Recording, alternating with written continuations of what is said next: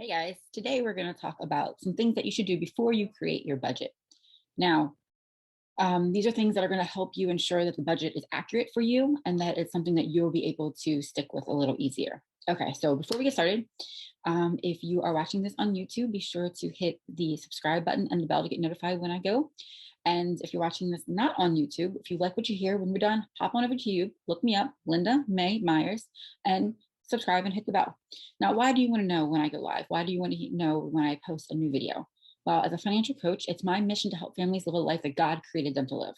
Not one of fear, stress, guilt, or shame revolving around money, but one of freedom. Freedom that you can do more, give more, and save more. All right, so back to today's topic.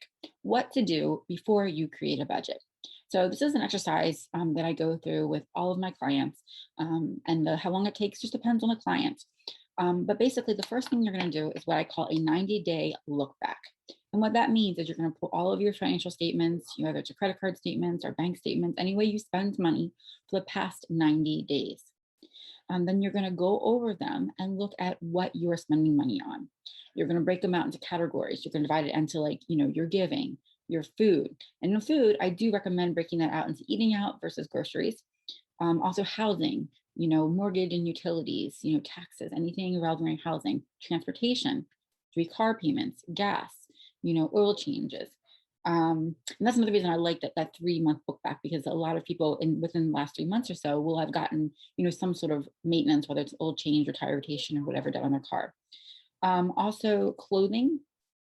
So we're basically looking at all the areas that we need: entertainment, savings, miscellaneous, fun money. However you spend your money, you categorize it according to what is good for you. And this is something that we dive in together on our coaching session. But I want you to have the tools before that will make you successful before you do your next budget. Okay, so once you do your 90-day look back and you see how much that you have spent in all of those areas, and then you're going to average it out.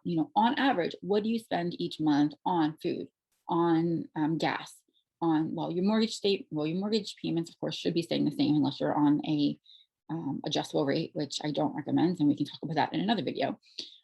But you're going to just go through and see what you spend on average for each month in each of these areas, and that's going to give you a good basis to base your budget on. Because what I found is when I ask people to create a budget without doing the 90-day look back, their numbers are a little skewed based on their perspective. And so we want to make sure that we have a clear path that we're staying on. Now, when it comes to debt payments, if you have a loan payment, student loan payments, credit card payments, line of credit payments, when you're doing your base budget, I recommend putting in the minimum amount, your minimum payment for each of those things. And then we start working the debt snowball. So if you don't know what debt snowball, check out my video on how to set up and how to run your debt snowball. It will explain more there. But for doing that base budget, just to see what money you have to work with, we go with minimum payments. And also, as you're doing this, you want to also decide what areas in your financial life that you want to set up as funds. And what I mean by a fund is money that we put aside each month a little at a time to go towards something at a later date. So some great examples of a fund is the emergency fund, a vacation fund, a gift fund, bills that we may have quarterly or semi-annually, insurance funds, things like that. So when you do your budget, you also want to circle items that maybe you don't pay every month. I know for us, we don't pay trash every month, so our trash becomes designated as a fund. This way, it keeps your budget on an even keel, so you don't have those surprise gotcha months. All right, guys. That's all I have for today. If you have any questions, reach out to me. If you're not already in my group, my Facebook free group called Faithful and Financially Free Families, make sure you pop in there. Coming up very, very soon, the end of this month, we are doing a emergency binder workshop. And if you don't know what emergency binder is, you need to be there.